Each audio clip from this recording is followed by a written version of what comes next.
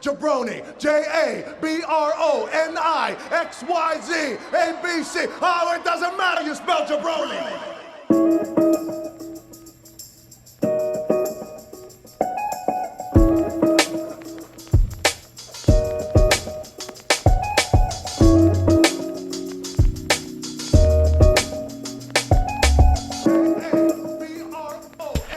What's up, everybody? Welcome to a new episode of Two Jabronis with a Wrestling Podcast. BJ Cruz here with my tag team partner, the man who is legitimately wearing a Snuggie while we record this podcast and now dancing offbeat, the incomparable Jeremy Loss. Jay, what is up, my dude? I'm so cozy. You look warm. But you do realize we live in California, right? Like it's like 40 degrees out here. It's freezing cold. I had to. I was in Costco tonight. I was like, I'm getting a Snuggie. Came back home, put this thing on, and I'm just gonna live in it. I'm gonna work tomorrow in this thing. Like it's just. I said your introduction with a tone of making fun of you. It does look comfy as shit. I'm a little jealous, and I may be considering the same purchase from Costco because you told me the price offline. It sounds like an incredible deal.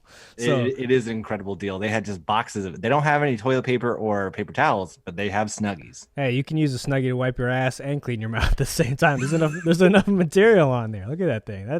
That thing is it's got a pocket. Yeah, this is why y'all got to get on the YouTube version of this if you haven't already, which is a great segue to remind you to don't forget to subscribe to the show wherever you download your podcasts. And if you're one of our fantastic Apple Podcast users, please rate us 5 stars on Apple Podcasts. And if you're feeling spicy, leave a review. And our Spotify people, hit us with that follow so you can help us climb those Spotify charts. And like Ben said, make sure you subscribe and follow us on YouTube. Watch our videos. Ben spends a lot of time to create that content. You get to see me in a Snuggie dancing, Ben drinking rosé. It's just a casual atmosphere on YouTube. So come join us.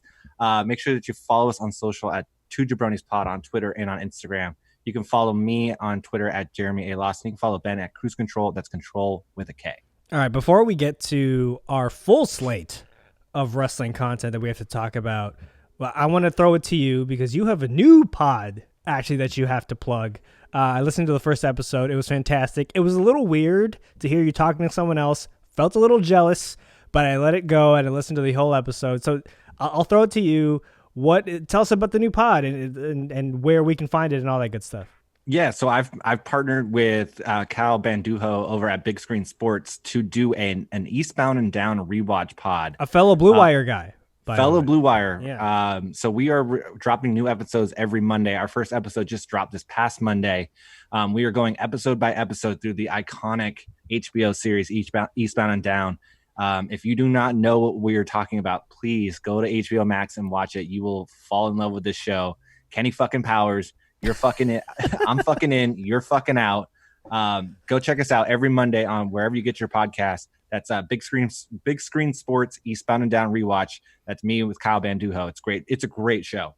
It is a great show. And as someone who I just got into Eastbound and Down specifically because you started this pod. So I hope you see I'm a very supportive co-host, even though I take many, many shots at you at all opportunities. I am very supportive. So, and it's a great, I found it's great content to like watch afterward, right? It's great complimentary content.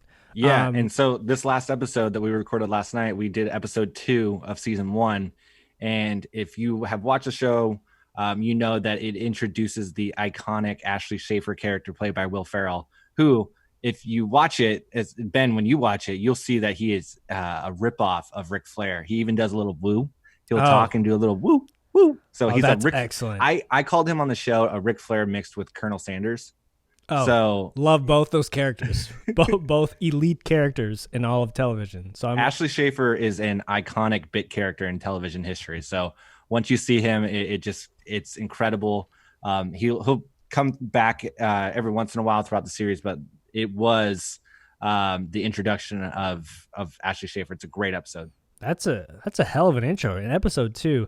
All right, everyone. We, again, as I mentioned earlier, a full slate of wrestling stuff to talk about. So now it is time to stick to wrestling. And for this week's Stick to Wrestling, we're talking and we're sticking with TakeOver WarGames. Yes. It was a doozy. It was a doozy, my friend. Great card, top to bottom. Both WarGames matches were phenomenal. Before we get into the breakdown of each match, I did want to get your take on something that I saw a little bit on Twitter and a little bit on like just recaps that I read about the show. Is that, do you think there should only be one WarGames match on the card?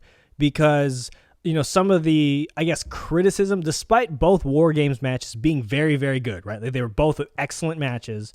There was, I guess, a little bit of a law of diminishing returns, right? By the time the second one happened, where you're a lot of those same spots happened in the women's match. So obviously the women's match went first, the men's match went second. And, you know, some people made the argument that you should only have one WarGames match because, you know, to kind of save its specialness, if you will, on the card. I would love to pick your brain about, do you agree with that take? Or do you feel that 2 WarGames matches is the appropriate amount to be on a WarGames card?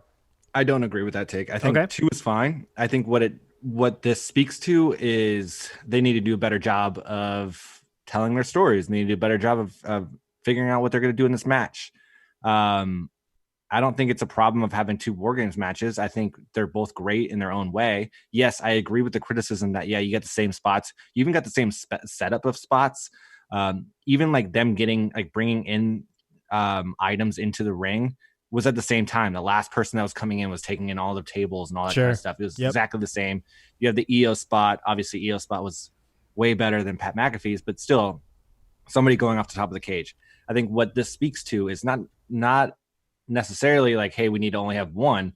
It's maybe we just need to make sure that we are having different spots within these matches. Like, nobody had a problem last year with the 2 matches because they had some different spots. They told different stories. These ones were very similar. And I think they just didn't do a good enough job of separating the 2. So I think as long as they do that, I think it's fine. I mean, we have multiple Hell in a Cell matches. Right. You know, we have multiple Survivor Series matches. Like, I'm fine with it because I also love the fact that the women, we get a women's match and we get a men's match because it's a great way to tell a story. They're fun matches. Just find out where you can add some like separating factors here, make it lean into that. So I think they just need to do a better job of scripting out these matches so that they can have, they can tell different stories. Yeah. I mean, I lean on that side too. And, you know, I think it's easy to fall into that argument, right? Like, man, it should only be one. But then how do you justify, I guess, the counter to that is how do you justify which that one is, right? Mm-hmm. And I with wrestling, I'd like to say, I think, like, you know, there's always that saying, like, less is more. I don't know if I agree with that at WarGames, right? Like, WarGames is once a year. It's not like they do WarGames anytime else. And I guess you could say the same thing with Hell in a Cell, and Hell in a Cell over time has lost its luster. But look, when WarGames came back, there was this buzz. There was this general excitement about it coming back, and it's for a reason, right? And yeah. I think it's a little bit unfair to both the men and the women to be like, hey, it should only be one. Because, look, then we're left with we're left with this weird decision of, like, should we choose? Like, does Undisputed Era and Pat McAfee and his crew, like, not deserve a WarGames match? I think they absolutely deserve a WarGames match. Do the women deserve a WarGames match? Absolutely. So it's like you said. But if I'm taking one right now, like if it's one or the other, I'm taking the women's match. Oh, both no, years. 1,000%. They've been phenomenal, but I don't think that both matches were that similar where it was like the exact, like, yes, were there some similar setups and some similar gimmicks? Absolutely. Was it to the point where I was like, I don't know if I need to see that again? Absolutely not. Like the freaking Undisputed Era versus Pat McAfee and his crew, that was an incredible match. Like, I think sometimes as wrestling fans, we can become jaded and we like to pick apart things. I think this is one of those times where we need to step back and be like, hey, that was an A+ match. Let's just take it for that. Yeah, I would say it's just us becoming jaded because I think there's a lot of criticism of the spots where people are jumping off the cage because, like, to build those up and to do those safely, it takes the people on the mat or wherever they're at standing there for an extended period of time. You got to catch them. Looking somewhat ridiculous, right? Unless you're everyone not catching Pat McAfee on that swanton. But my God. But I think that's a lot of the criticisms because they take so long to set up because, for one, like it takes a long time to get up there. It takes a long time to make sure you're in the right spot. It takes a long time to make sure everybody's there and aware that they can catch you. But I think what they produce is fine. I just would like to see a slightly differing match, like add some differing factors into these matches so that we're not seeing the same thing. And that's fair. That's definitely a fair criticism. I think we'll get there. And I think we can continue to have a men's match and a women's match. I love that the fact that they've done that. Like I said, if I have to choose one, I'm choosing the women's match. The women's match was fucking awesome. It was so cool. It was ridiculous. Let's get into it right now. Let's just talk about. Let's get into it. Let's pair the two WarGames matches together because there's a handful of matches and we're trying to rifle through this. So the women's match, we get Io doing Io shit with the trash can, jumping off the top of the cage. But I want to single out the spot where she took the stomp from Dakota Kai. Yeah. Which I swear to God, I thought was that was a botch because that thing got stuck. I don't think it was supposed to hit that hard. They were kicking the shit out of each other. They were hitting each other with some brutal spots. And I think the big thing to come out of this is the emergence of Raquel Gonzalez as essentially the new big bad. She looked like a awesome megastar in that match. And that's hard to do. They had her pin Io. That's a moment. Right. And I think that was the right call too, because it wasn't one of those things where it felt unnatural within the flow of the story and the flow of the match. When it happened, you're like, yeah, that makes sense. She's a freaking badass. And the way that she took down Io was legitimate. And that's really hard to do, right? Where again, it's just a lot of people watching wrestling these days are just these jaded marks who are like, well, yeah, they're clearly pushing her, pushing her down our throats. No, that felt supernatural. It felt organic, right? Which I think is what we all want with storytelling in wrestling. And tonight on NXT was an indication that they're not going to push her super hard right now. Yes, I think they kind of set the tone for hey, this is going to be down the road. This might be the person that defeats Io, but it looks like they're going to go in the route of Toni Storm facing Io and then Raquel going against Rhea Ripley, which I'm all for. Slow play it. You have nothing but time with her. She's fairly new to the game, at least in NXT. I'm sure she can use some more time with these seasoned workers and just build her up to Io. And then when you have that moment, maybe even at WrestleMania weekend, that could be the moment to really push her over. But I loved everything about that women's match. Ember Moon doing the eclipse onto a chair. That was one of the most nuts spots I've seen in a long time. And also credit to Dakota for selling the shit out of that. Right. It was Dakota took a fucking beating throughout that match. She was getting thrown to the cage like nobody's business. Oh, she was absolutely incredible. She might have been a low key MVP of that match. Just again, and I credit you for putting me onto this, is giving credit to people who sell the shit out of, in matches. Dakota was going nuts. She was going off in terms of, I'm going to sell the shit out of everything. Yes, am I going to deliver some incredible moves? Absolutely.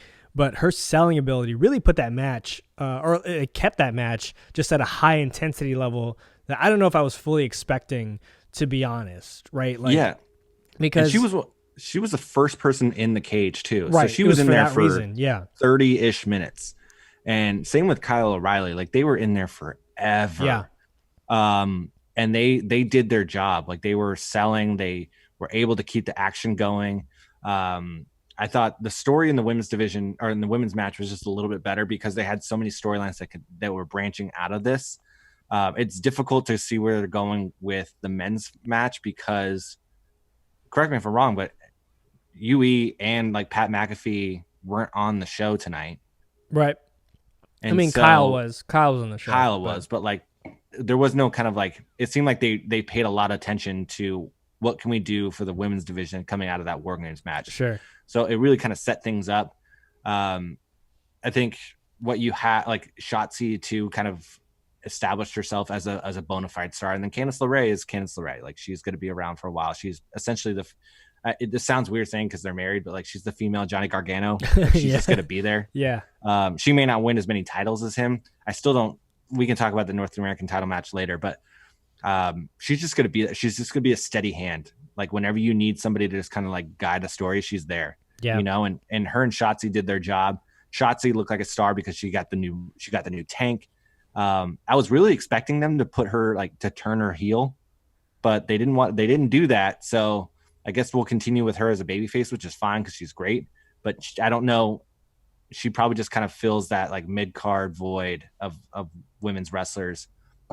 That women's division is so deep that like they have so many ways they can go. It's with this. crazy. Like, and the WarGames match was just a hyper example of that, right? That they're so deep. Those are the top 8 women in NXT, and you could be like, I could see any of them as NXT champion, NXT Women's champion. You know what I mean? So yeah, and like you know who's underrated of this whole bunch, and it's probably because she was gone for so long, is Ember Moon. Like Ember Moon, she doesn't get the respect that she deserves when for her title run as NXT champ, but she was great then. She really got like mishandled on the main roster, to be honest with you. Severely. And then she had that massive injury, and now is her chance to really kind of reignite the star power that she had.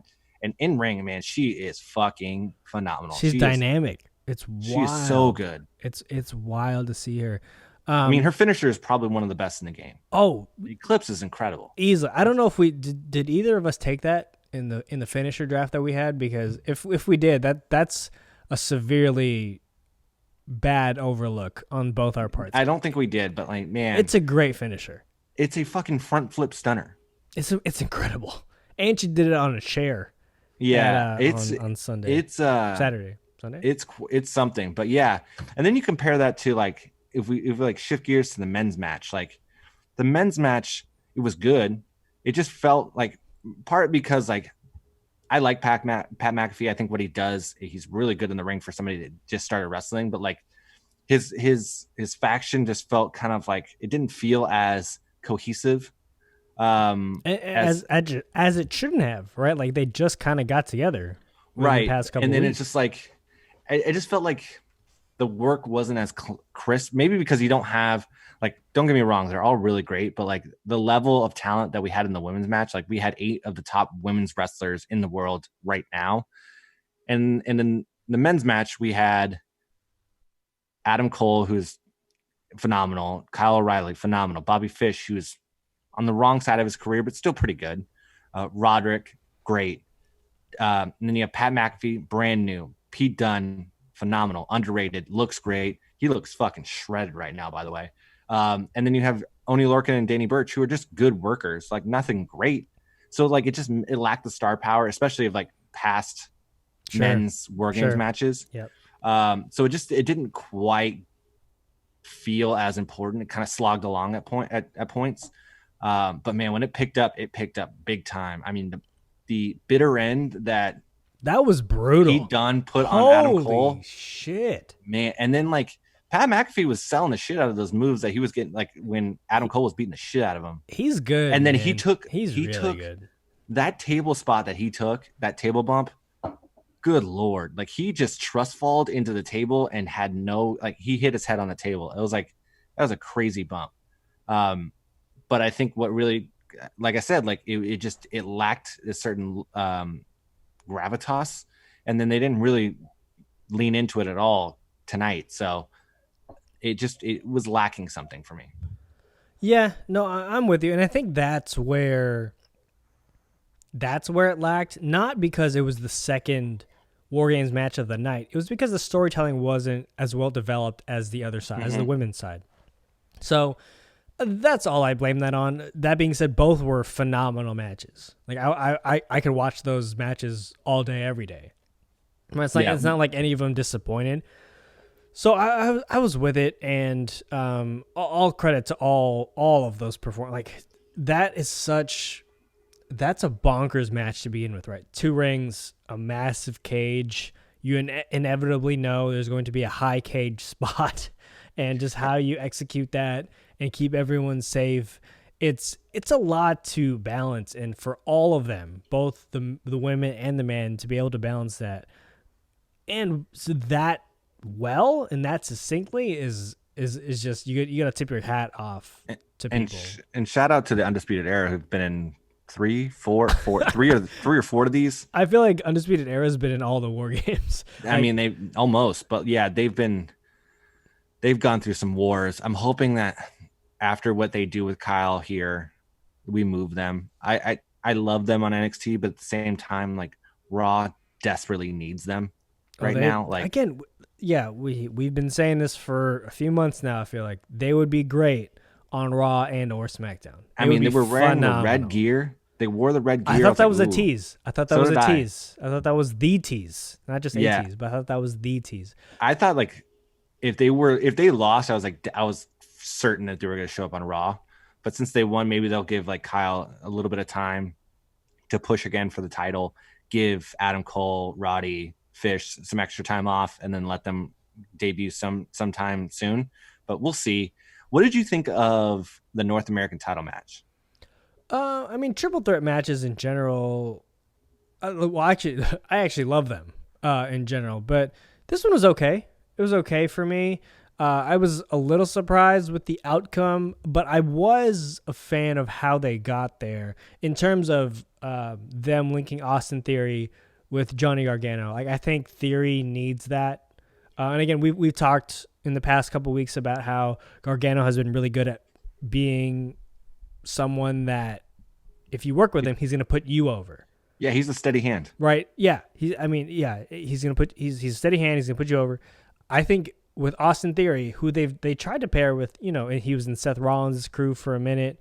Obviously, he had some setbacks, I guess, with the hashtag movement. Setbacks. Yeah, but I think setting him up with Gargano and being in a little bit of a group and a faction there is good for him, and I think that being alongside Johnny is going to be good. Like it could be an extensive run for Johnny with the North American title, with Theory eventually turning on him and then them feuding, and Austin Theory being the North American champion, which I think would be phenomenal because that dude is very, very good. So that's where again, for me, it was a solid match.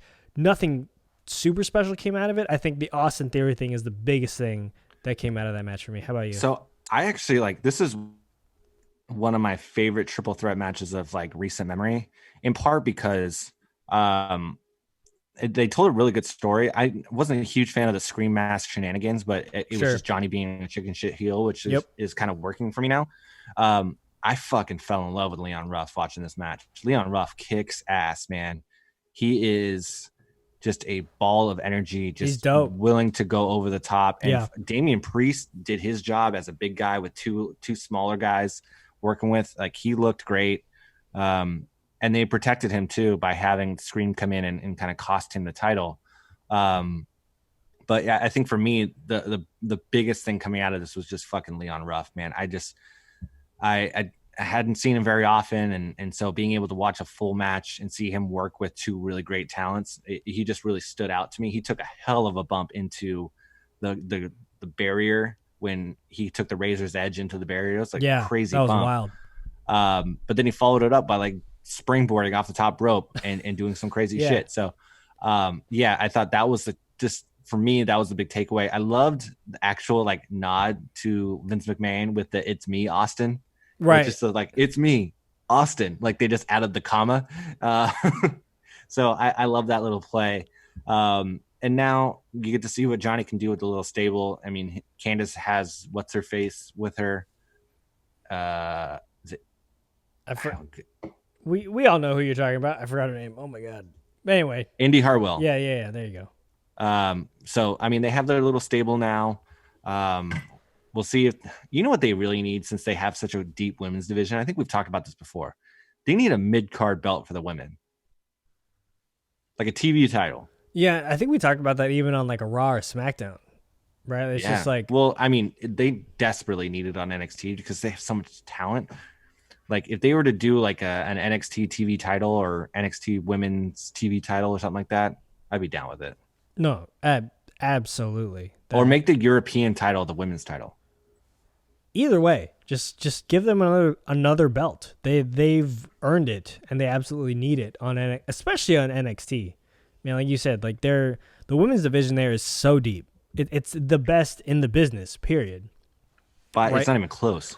Right, and it's just wild. So they need to reward them for all the hard work and that they've been doing. So it's just crazy. Let's move on here let's talk about Finn. Finn obviously wasn't on the show. Finn Balor wasn't on the show at TakeOver, but he was back tonight on NXT.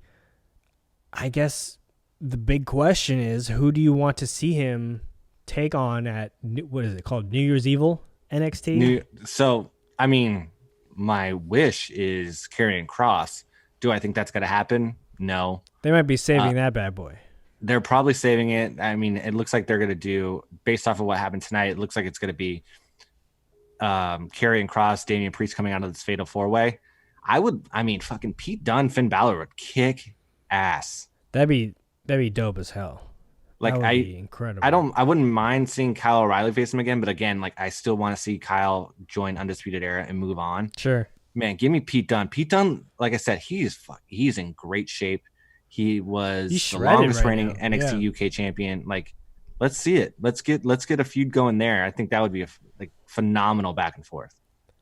Yeah, I'm with that. I mean, I'm in the camp of Dunne or O'Reilly, just because the way they set it up. Also, Karrion Kross and Damian Priest seem to be on a collision course a little bit to feud for a little until they can pull the trigger on Finn and Karrion Kross, that'll be a money match. That's a takeover match. That's a takeover WrestleMania week. That's the headliner. Right. Like you want that to be your money match that weekend. So they're definitely saving that because Scarlett even came out tonight, right? Like she teased his return and he could have returned then, but he didn't. He returned to take on Damian Priest and to like wipe him out. So I think that's very telling in of itself.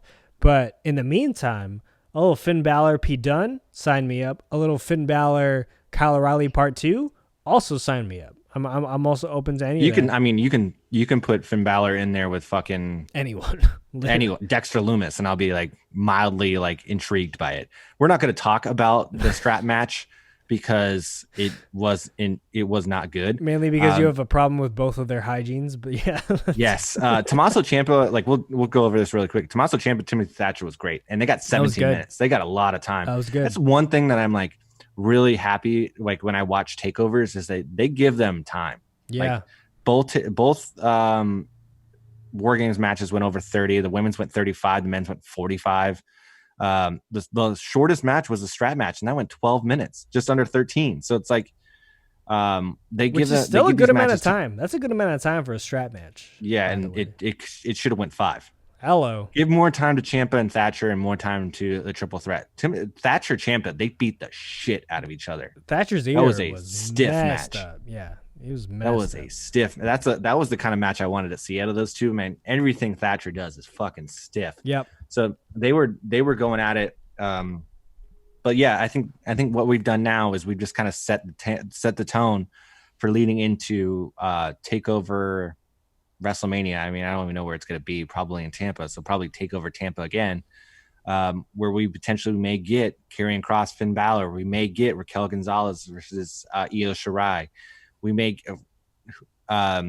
see a new tag title. Like you never know. So who's been great coming back is grizzled young veterans. They've been pretty good. Yeah, they come back. They won tonight, right? So a little bit of an injection there in the tag team division. So they're gonna have. I hope they have a nice little run there. Yeah, and then maybe we'll get them against Orny Lorcan and Danny Burch. So that'd be great. We'll see. I mean, NXT is cooking. It just so happens that they're cooking on the same night that AEW is cooking, and we'll get to that after we pay some bills. So let's do it. Let's take a minute to hear from our friends over at Indeed. 2020 has already reshaped how we work, and it's almost over. Businesses across the globe are challenged to be their most efficient, which means every hire is critical. Indeed is here to help. Indeed is the #1 job site in the world with more total visits than any other job site, according to ComScore. Indeed helps you find the quality candidates quickly so you can focus on hiring the person you need to keep your business going. Unlike other sites, Indeed gives you full control and payment flexibility over your hiring. You only pay for what you need. You can pause your account at any time, and there are no long-term contracts. And now Indeed's new way of matching you with candidates instantly delivers a short list of quality candidates whose resumes on Indeed match your job criteria that you can contact the moment you sponsor a job, making Indeed the only job site that can move as fast as you do. 73% of online job seekers in the U.S. are visiting Indeed each month, according to ComScore total visits.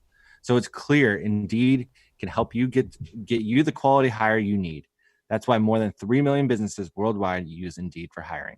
Right now, Indeed is offering our listeners a free $75 credit to boost your job post, which means more quality candidates will see it fast. Try Indeed out with a free $75 credit at Indeed.com/BlueWire.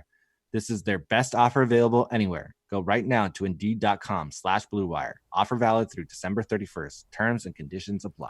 And before we talk about everything Kenny Omega and Impact and AEW, let's take another break to talk about our friends over at Bet Online.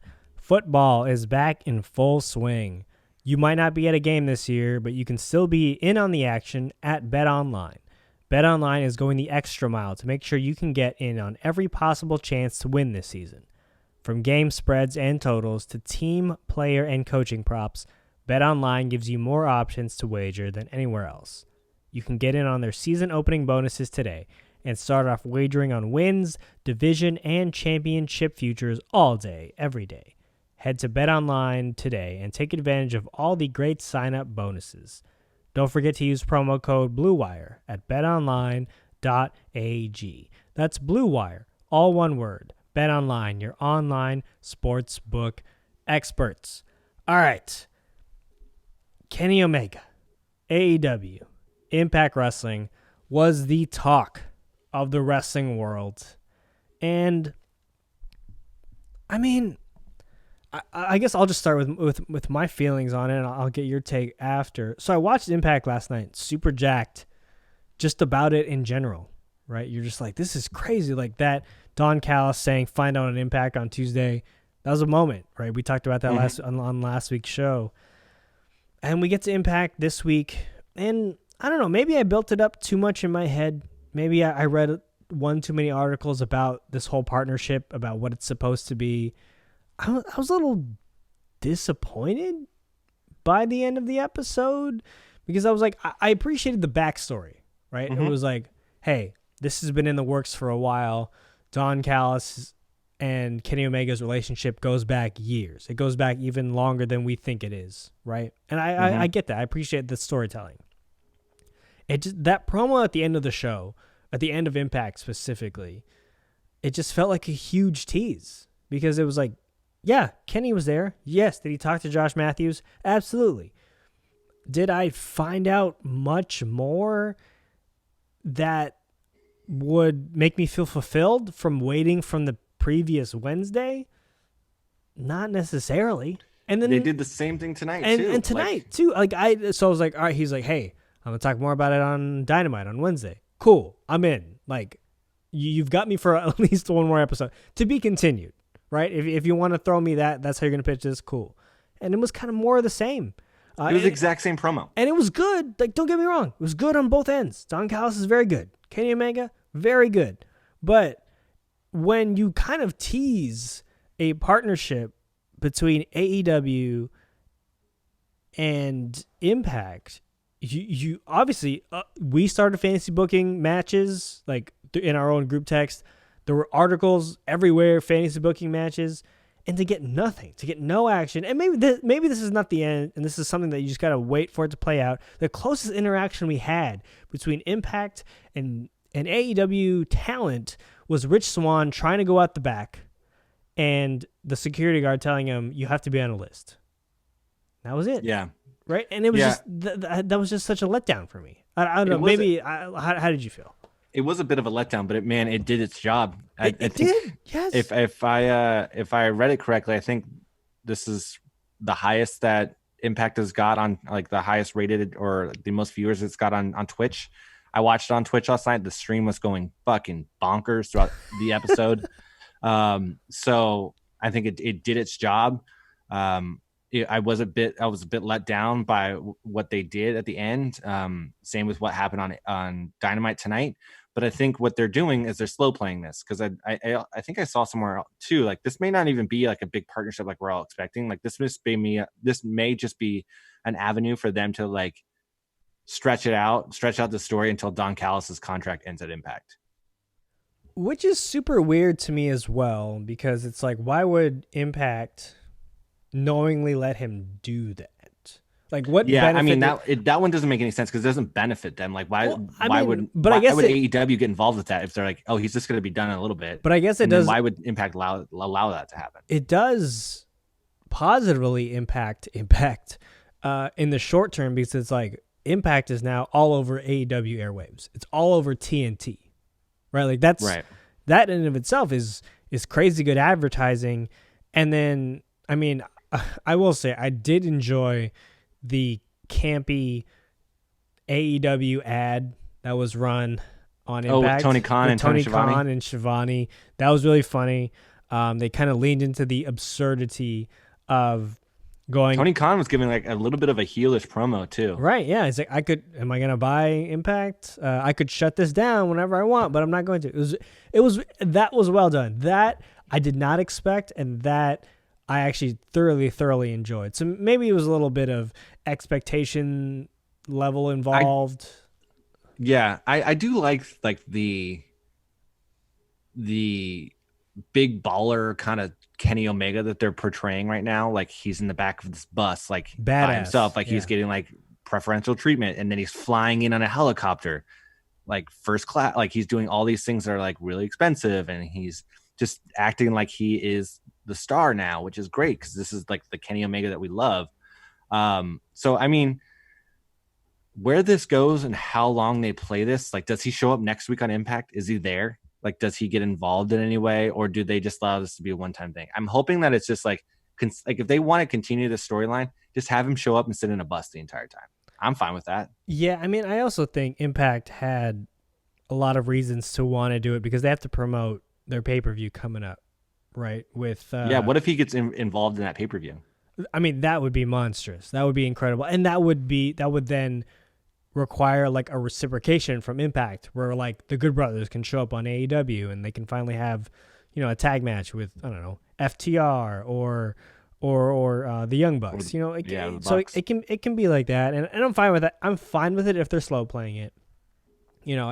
I hate to be that like instant gratification person who just like pops off on Twitter. It's like, this sucks. Oh, you wanted to see Kenny Omega just get into it, like just attack Rich Swann. Him and Rich Swann just going at it, which they kind of tease a little bit, like with Kenny saying like, I could get any title I want. But I would have loved to see him like, instead of going for the TNA like heavyweight title, like just swerved everybody and gone for like the X Division title. Right. Yeah. And like that would have been amazing. But I guess what this did do a little bit was a little overshadow the fact that like Rich Swann is defending the TNA the Impact World Championship against Chris Bay at their next pay-per-view, right? Like that was kind of like they tried to promote it. It became a side story to the Kenny Omega thing. Everything became a side story to the Kenny Omega thing. Like the entire episode was about Kenny Omega, and it was kind of a bummer. It was kind of a bummer for like Chris Bay. Maybe we're a little bit biased because he came on the show. We are biased. He's a friend of the pod. Friend of the pod. Great friend of the pod. Fellow shoehead. This is my guy. But like at least integrate them in some way where like everyone can kind of get the rub. Not just it felt like Don Callis and with Impact was getting the rub, and like he doesn't really need the rub, if that makes sense. I mean, hopefully they'll iron this out because it did seem kind of come out of nowhere. So maybe they'll iron this out. Maybe they have a long play storyline here. They've been doing a really good job of having these long play storylines, similar with the Sting thing. Like they had Sting come out tonight and actually cut a promo, and it seems like he is invested in Darby Allin in some way, shape, or form, telling Cody like, I didn't come back here for you, at least not yet. And he's just like something looks familiar, and he's pointing to Darby Allin. So it's still not clear what he's doing, what his intentions are, whether it's he wants to mentor Darby Allin or if he wants to wrestle him for the TNT title. It's really cool seeing Sting on TNT, but at the same time, like I don't want to see him wrestle Darby Allin. I mean, one of those guys are getting hurt. I also I thought it was a weird promo from Sting in that it wasn't like the classic promo voice, right? And it was just kind of Sting talking to us, and it felt like less of the Sting character. And, Yeah, it was like Sting, the real estate agent. Right. Yeah. So that was a little weird for me, but to your point, it was super cool to see him like on there in the full gimmick, full face paint, and just kind of cutting his promo and doing his thing, and essentially putting over Darby Allin. Yeah, that's. I mean, if that's he's back just to like help put some talent over, I mean, that's fine. I just don't want to see him get hurt. I also really wanted to see him come back as Joker Sting. Fuck, or like he can come back as Surfer Sting. Like if he came back with like a flat top and he was, I'd be fucking all for it. Dude, it's never too late. He signed a multi-year deal, right? So give us all iterations of Sting. Right, just week by week, kind of like Wolfpack Mankind. Sting. Oh yeah, kind of like Mick Foley. Just cycle through all the Stings so that we can all pop for him. I want to hear AEW's version of the Wolfpack music. Like, does it bop as much as like the Wolfpack music, or does it like kind of boring? Do they have the rights to that? I feel like no, WWE not owns a chance. Everything for that. So man, that Wolfpack music just goes hard. It's incredible. I remember not liking it as a kid because I was so invested in the old and like the other NWO, the black and white. But man, listening to it now, it's like it's all I want to do is dance with it. It hits. It's so good with the good. wolf. Yeah, it's great. On the flip side of this, with AEW bringing in Sting, it looks like WWE is going back to the well with Bill Goldberg, and he looks to be like he's calling out Roman Reigns. I swear to God, hear me now. If it's Bill Goldberg versus Roman Reigns at WrestleMania, I will stop watching wrestling. Period. Do not do it. It's wild. The whole time, like all through Twitter today, just watching Goldberg's name just kind of constantly running through my feed. I thought of a friend of the show, Alex Larson, who has this almost irrational hate of Goldberg where it's funny. It's gotten to the point where it's funny. And like I want to like tweet him and everything Goldberg related because I know it legitimately makes him upset. Larson, what's up? But I don't like, you can't do this to Roman. Like that's right. Roman is on such a freaking heater right now. You can't do it to Roman, and you can't do it to us. I swear to God, this is not an acceptable direction. If this is happening, like no, it's not. It's no. Out. Hey, I cannot Vince, watch this man. Vince, look at me and jackhammer my hopes again. Vince, look at me. Pull it to the camera. Right? Roman Goldberg is a no-no. Okay? Please, for the love of God. I know you don't listen to anyone, but for the love of God, please no. Listen to us. Leave Goldberg alone. Don't give him any more money. Also, leave Roman alone. Roman is fantastic. Let Roman cook. Let him cook. Get out of the kitchen. Roman is doing fantastic work. On that, you have Big E. Give it to him. Right. Do not give it to Goldberg. Ironically, Big E, big Goldberg fan. Just listening to the New Day pod, which is also fantastic. But all right, we've talked enough wrestling. I'm getting heated, and my Snuggie is getting like. Yeah, I can see. I started fumes. talking Goldberg, and now I'm just like. You're like you're like a Simpsons character right now. There's fumes coming out of your head. But before we get out of here, before we wrap up, I do want to steer people towards a new project that we are working on, which is the Patreon. The Two Jabronis of the Wrestling Podcast Patreon. We're working with some of our fellow people over at Fight Game Media. We did our first episode under the Patreon umbrella last week. We'll be doing another one this week. And to give everyone a quick retrospective on what that is we're doing a full career retrospective on the great one, the People's Champion, The Rock. We're breaking it down. We're getting in the weeds with everything The Rock has done, is doing. But we are starting at the very, very beginning. Episode 1, we talked about The Rock's debut match as Rocky Maivia in some of the worst entrance gear known to man. But he looked like a broke Moana. Yeah, it was ironically. And then it was the start of his career. We're going to be doing that every We're going to record it, or it's going to release every Friday. So I'll put the link to the Patreon in this episode so you can check that out. But please do that. Obviously, Jeremy and I are massive Rock fans. We've had this podcast for a year and change, and we've renamed it once. Both names have had to do with The Rock. So we couldn't be more excited to do this deep dive.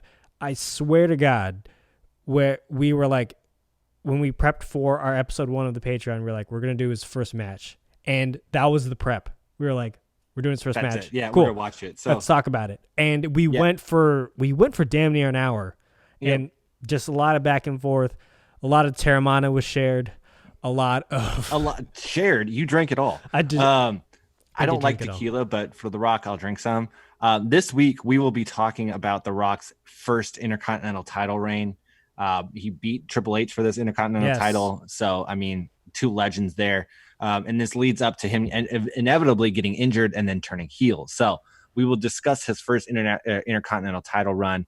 We'll also cut promos on some things. I cut a promo on mint chocolate chip ice cream last week. Let's talk about it. So one segment that we are going to be running on the Patreon is we haven't named it yet. So we're going to ask you for suggestions on what to name it, but we're going to cut promos based on either things that we want to cut promos on or suggestions from you, our wonderful listeners.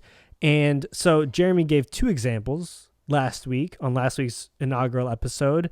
One being why the New Day is a better faction than the Shield, and why mint chocolate chip ice cream is the best ice cream. So look, we are ready to cut promos on anything, wrestling related, not wrestling related.